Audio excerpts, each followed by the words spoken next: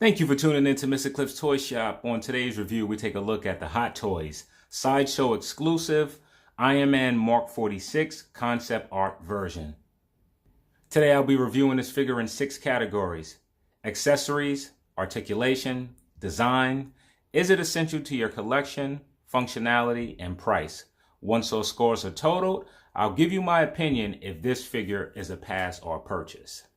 So for accessories, we receive batteries. The only reason I'm showing this is it comes with a screwdriver that you can actually use to open up the compartments on Ironman and insert the batteries. He also comes with this stand, as well as a holder. He comes with these tweezers to hold the batteries in place or pull them out of the compartment. He comes with a few interchangeable parts. One that goes on the forearm.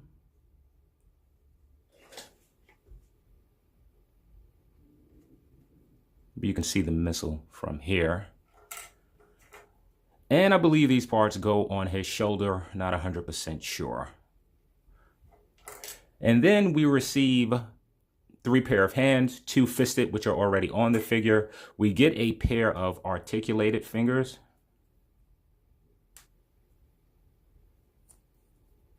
And then we get some hands that are done in the same design, or same way rather. These are not articulated. So in terms of accessories, it's quite disappointing. You really don't receive a lot or much, no interchangeable head sculpts. So I'll make this very quick. As far as for accessories, I'm going to give this figure a 4 out of 10. So for articulation, the head is able to look that far up, all the way down. The arm is able to extend about that far out. You can get it to rotate a full 360. You do get upper bicep movement here. The arm bends in, is double jointed about this much. And the wrists, sadly, are not hinged. They do rotate. You get a little bit of movement, but it's a trick, and I'll explain that later. So the torso is in 2 parts. The upper part is floating over the lower. So with the upper torso, you're able to get a great amount of pivot. You're able to get some rotation. It's able to crunch back about that much. Forward that far. With the lower torso, you don't get any movement, so no waist movement here. The legs are able to kick out about that much. They're able to move forward this much, which is great for a figure that is supposed to be made of metal. And it's able to kick back that much. Again, also great range of movement. You do get upper rotation, but that's it as far as movement in the leg. So none here, none at the boot.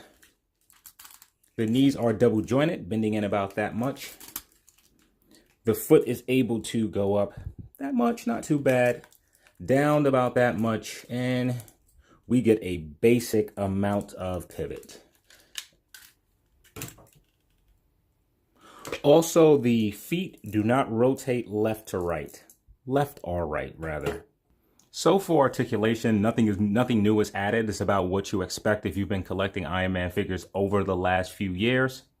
It is about time that Hot Toys incorporates movement at the lower torso. Doesn't have to rotate all around. Close to the same amount of movement that you get with the upper torso would be fantastic if we got that with the lower. And there's no excuse that the boot does not at least rotate. We should have full rotation at the boot, and the foot as well should move left to right.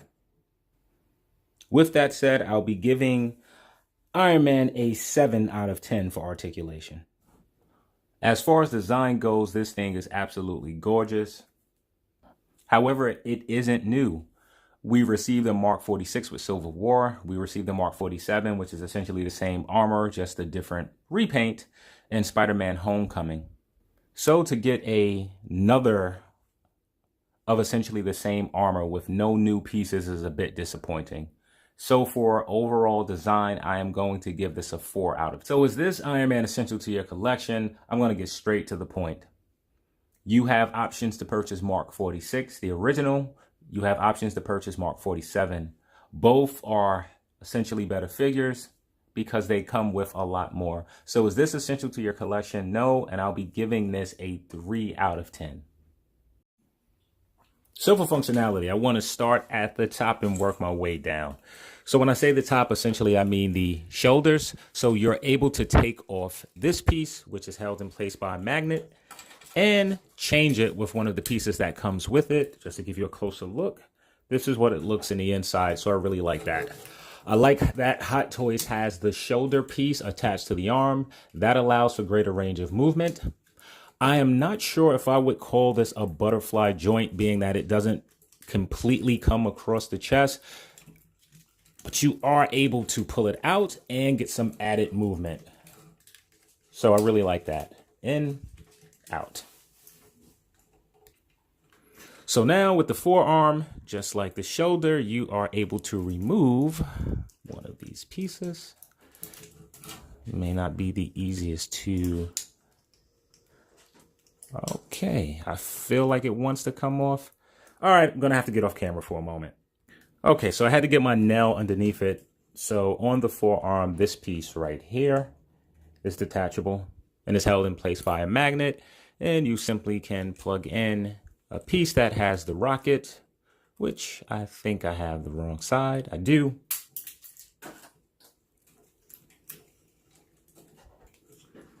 So I like having something that's interchangeable, and I like the fact that it just goes into place with a magnet, making everything very simple. So with the Mark 46, not this one, the original version, the chest piece is able to come off. This doesn't feel like it wants to come off. I have not looked at the directions, but I don't feel any give here. So I'm not sure if that piece actually comes off.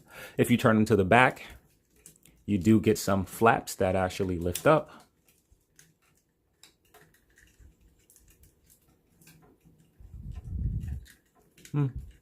Figured it was more than that. Okay, here we go.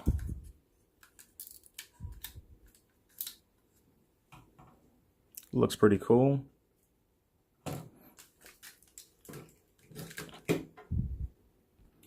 So earlier in the articulation department, I mentioned that there is no hinge. So this part doesn't move at all. What essentially moves, there is a, I'm not sure if you can see. Yep, you can see it.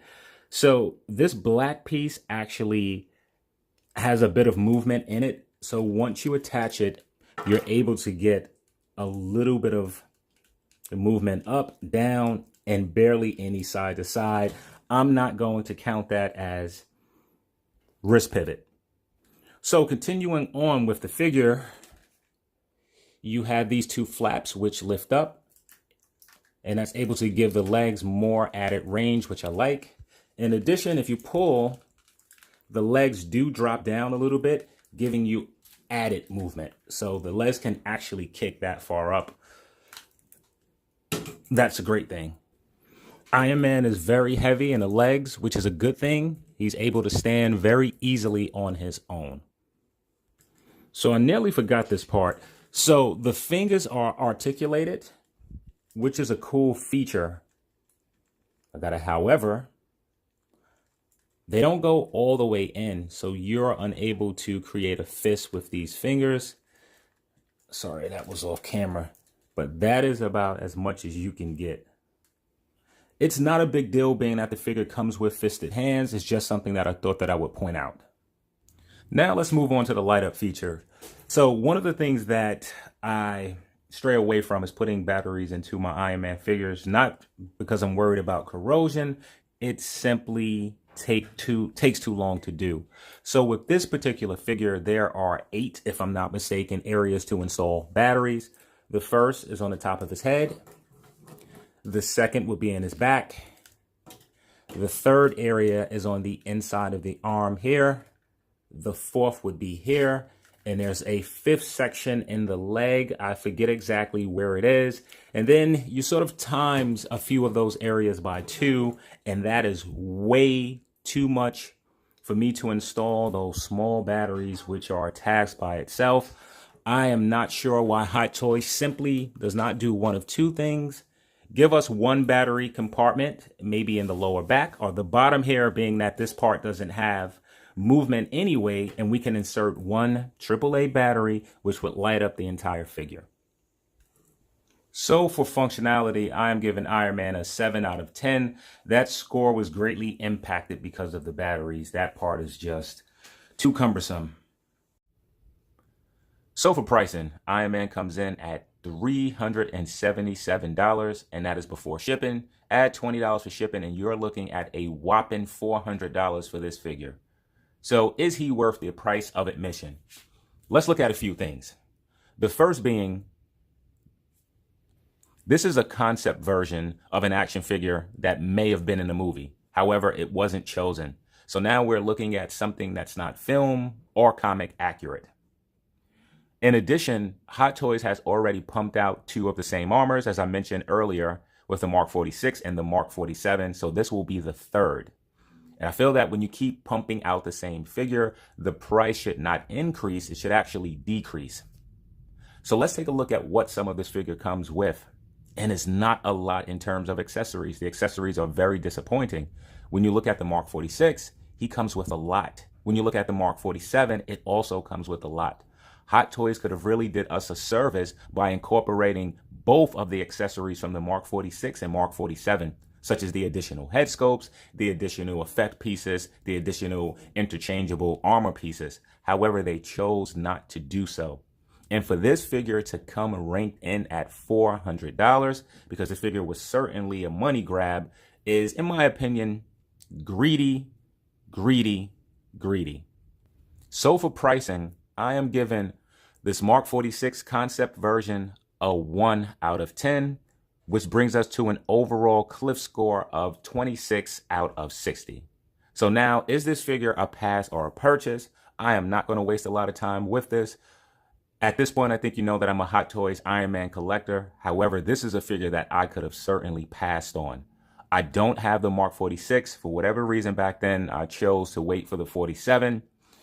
And when this came out, I figured that this would be my replacement to the Mark 46. It is not a replacement. So this figure is an absolute pass. Here he is next to Iron Spider. And here he is next to the Avengers Hulk. So this has to be one of the quickest reviews that I've done for a Hot Toys figure, simply because this figure was so overwhelming that I did not want to take up a lot of time going through some intricate detailing and or parts. So with that said, I want to thank you for tuning in to Mr. Cliff's Toy Shop, and I hope to see you during the next review.